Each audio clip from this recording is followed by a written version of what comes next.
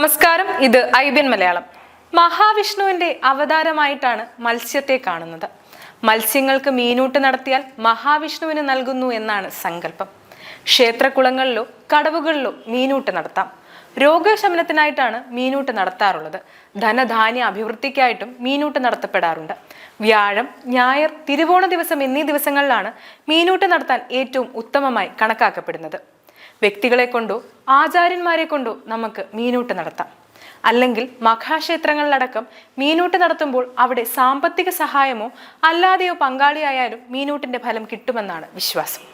മീനൂട്ടിന്റെ കൂടെ തന്നെ നടത്താവുന്ന ഒന്നാണ് കൂർമാവതാര പൂജ. ഭൂമി ഗൃഹസംബന്ധമായ കാര്യസിദ്ധിക്കായിട്ടാണ് കൂടുതലും മീനൂട്ടിന്റെ കൂടെ കൂർമാവതാര പൂജ നടത്താറുള്ളത്.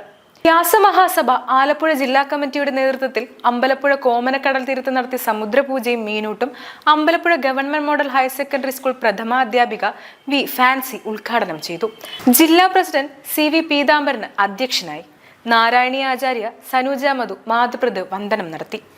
അമൃതാനന്ദമായി മഠത്തിലെ വിശ്വോകാമൃത ചൈതന്യയും മുകുന്ദാമൃത ചൈതന്യയും അനുഗ്രഹ പ്രഭാഷണം നടത്തി. സംസ്ഥാന പ്രസിഡന്റ് KD രാമകൃഷ്ണൻ കലശപൂജയും മുഖ്യപ്രഭാഷണവും നടത്തി. സംസ്ഥാന ജനറൽ സെക്രട്ടറി സജീവൻ ശാന്തിയുടെ നേതൃത്വത്തിൽ മീനൂട്ട് സമർപ്പണം നടത്തി. സംസ്ഥാന വർക്കിംഗ് പ്രസിഡന്റ് വിജയൻ നടന്ത, തിരുവനന്തപുരം ജില്ലാ കൺവീനർ സേതു മോഹനൻ, സംസ്ഥാന സെക്രട്ടറി ജയരാജസ് കട്ടറ, ജില്ലാ general secretary B Sivakumar, S Bijumon, Kannaki Mahasabha സംസ്ഥാന president Hemalatha, Maya Rajendran, Ambalappuzha taluk convener L Dasappan തുടങ്ങിയവർ നേതൃത്വം നൽകി. News desk IBN Malayalam.